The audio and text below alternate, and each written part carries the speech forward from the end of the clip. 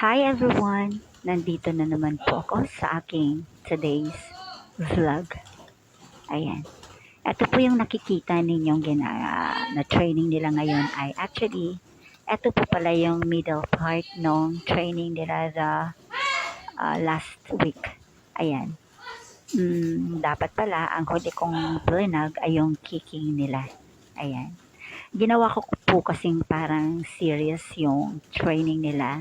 Kasi di ba nasabi ko na pagod yung mga bata. Ayan. Para ma-justify ko po yung salita na yon. Ayan. Ang una po ay yung nag-duck walk sila. Nag-running with high knee. At ito po yung pangalawa. Ayan. At ang pangatlo po ay yung na-vlog ko the other day na yung nagkikiking sila. Ayun, makikita nyo doon, hinahawakan nila yung mga hita nila sa sobrang pagod.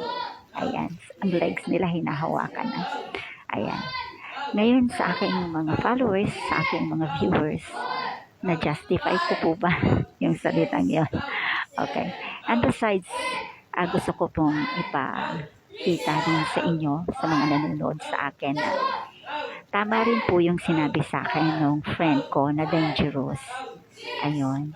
Pero kapag nagtitraining po ang isang taekwondo players, hindi po gaanong naiiwasan po nila yung mga bagay na masyado silang masasaktan. Why?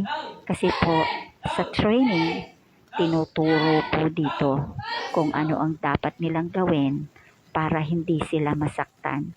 Lahat naman po, hindi lang naman po sa taekwondo, lahat ng sports, kahit nga po sa mga military or kahit na sa anong mga kailangan ng mga physicals na activity, tinuturo po talaga sa kanila yon. At so happen nga lang na ang grandson ko ay nandito sa taekwondo. So, eto yung binibigay ko sa inyo. Yon. Dito po kasi sa training, sinasabi sa kanila na kapag ganito yung ginawa sa'yo ng opponent mo, ganito ang gagawin mo. Yung techniques para maiwasan ang aksidente. Ayan. Meron po talagang nasasaktan. Pero hindi po gaano grabe kasi nga alam nila ang gagawin nila. Why? Kasi po iyan ang mga tinuturo ng mga coaches sa training. Iwasan ang masaktan sila. Ganito ang dapat yung gawin para maiwasan yon. Ayan. Maraming salamat sa inyo mga followers ko and viewers ko. Sa mga susunod na mga araw, magpo-post pa po ako more on this. Bye!